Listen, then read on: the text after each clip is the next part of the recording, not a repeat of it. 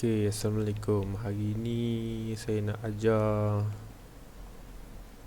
ini basic lah. Kita try. Kalau ada banyak list nama kan, macam contoh daripada Google Form, tiba-tiba orang tulis nama, semua tulisan pelik-pelik, maksudnya A, B, C dia semua besar kecil kan. So kita ada format sendiri. So kita nak tukar dijadikan dia sama ada huruf besar semua, huruf kecil semua, ataupun proper. Proper ni huruf besar depan, macam ni I besar kan.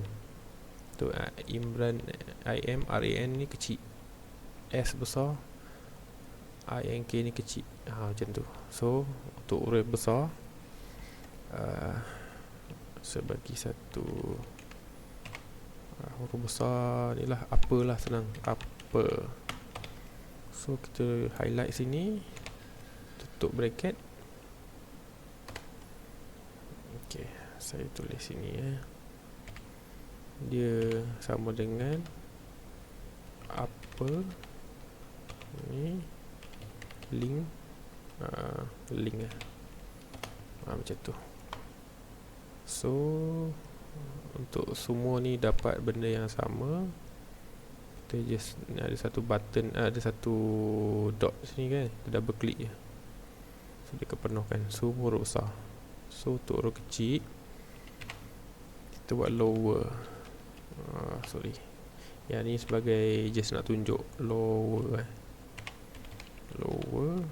link. Okay, so sini kita buat lower, kita ambil yang tadi tu dengan tutup kurungan. So semua huruf kecil, ulang benda sama, semua huruf kecil, macam tu lah. Satu lagi proper.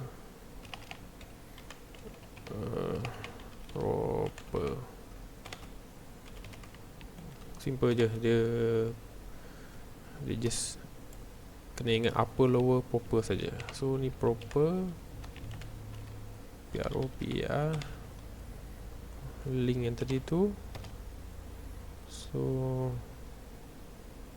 double klik tempat ni. So macam tu je, simple. Ni pelajaran pertama untuk apa, adjust wording.